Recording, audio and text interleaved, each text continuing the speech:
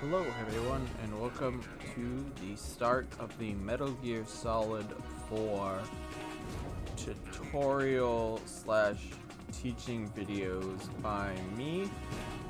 These are by no means going to cover everything, and unfortunately they might be a bit scattered, but they should teach you what you need to get started with the game.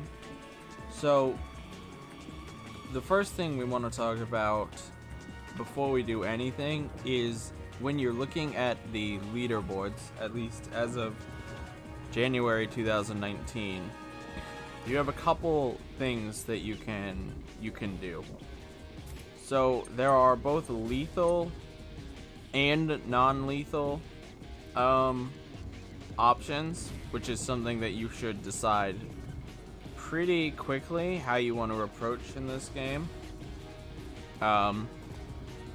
For most of this game, lethal is going to be the fastest option, unless you're going for something called the Big Boss Emblem, in which case you're going to want to be non-lethal because it allows for no kills. Another thing is you'll notice the difficulties. So difficulties in this game, even though there are 5 of them, it only really feels like there's about 2, because you could basically say that it's like liquid. So liquid easy and naked normal are like the really easy difficulties. They're basically the same thing. It's just naked normal introduces maybe like 1 or 2 new enemies, and enemies don't get one shot anymore. But otherwise, they're essentially both very easy, very quick difficulties. And then you move into solid normal, big boss hard, and TBE, or the boss extreme. And this is where the game kind of starts to pick up.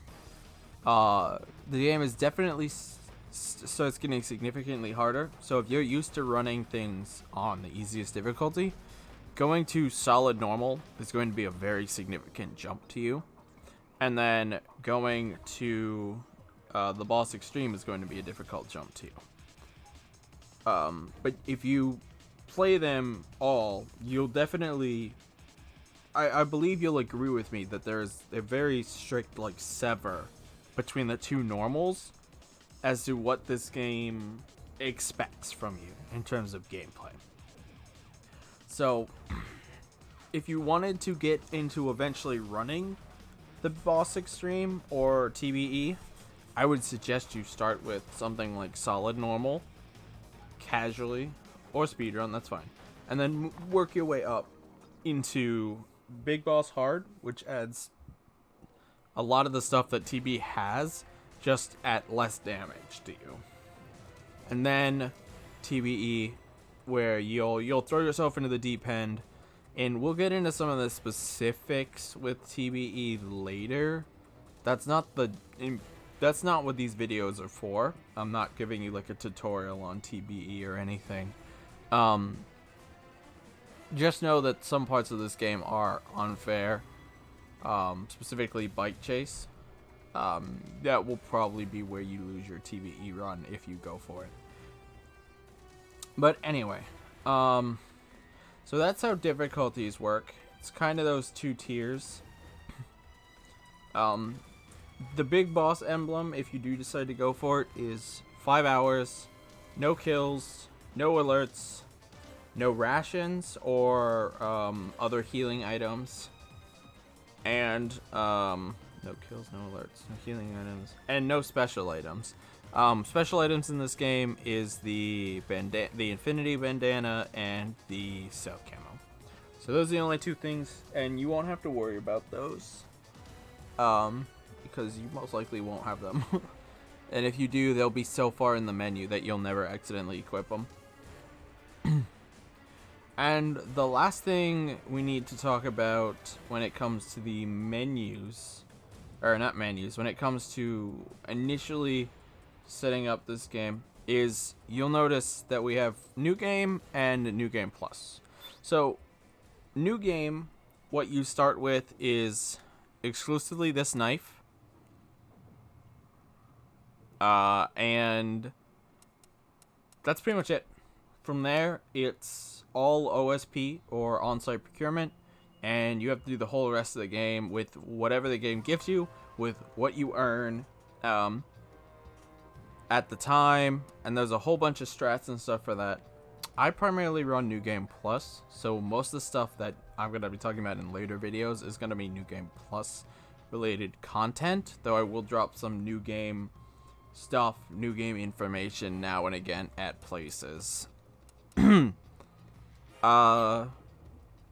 So New Game Plus, what happens is everything weapon-wise, all of these weapons, for example, they carry over between all of your playthroughs. Additionally, you get things like these two dolls, things that you would only get at like certain boss fights. You'll have at every point throughout the game, not just at boss fights. And you'll also get some other things like these colored smokes and some special ammos for this pistol. You can see here I have cry ammo, and then to give you a full list of all of them, because I don't have them for the pistol, you can get all of these different kinds of ammos here. The only useful one is cry, and even then it's only useful on select difficulties, and I'll get into that later on another video. The other thing is single segment versus multi-segment. That's what SS and MS stand for. We use those abbreviations. A single segment run pretty much means load your save and go. Just go to the end. You're not allowed to, where this would normally be like exit to menu or save and quit, or quit. You're not allowed to do that. You can't save to the menu or save and then quit to the menu and reload or anything, because this game runs off of in-game time, and if you do that, you're actually manipulating the in-game time, and it screws up how the timing works. So that's the opposite of multi-segment. Multi-segment, if you wanted to get into that, you are allowed to pause the game. You are allowed to save and quit, because the way this game works is whenever you enter a room, you can save, and the game saves your state. If you save anywhere in the room, it doesn't matter. What it saves is your state you were in when you entered that room. So, sorry. So if you entered that room at say 7 minutes and 25 seconds, and then you spent about 2 minutes in the room, you picked up 3 weapons, and then you saved and you quit, when you reload, you're gonna be reloading the save at 7 minutes 25 seconds with none of those weapons, none of your shots fired, like none of that stuff you did is gonna have stayed with you. So because of that, you can manipulate IGT to try to get through rooms the most optimal way. Like if you wanted to get around these guys, but you're like, that's not a tight enough turn, quit, reload your save, and try it again for a tighter turn. The thing about multi-segment is going into your menu. Menus take time. So if you go in your menu and you save, and then you quit and you load and you save, all of that, the saving animation actually adds into your time.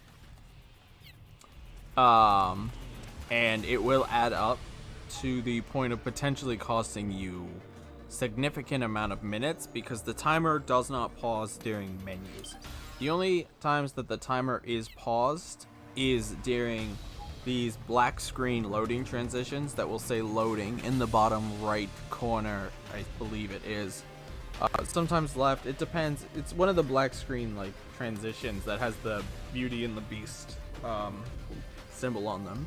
Those ones do not count time, and you're free to leave and go do whatever you want if you're doing a multi-segment or a single segment, really, if you wanted to.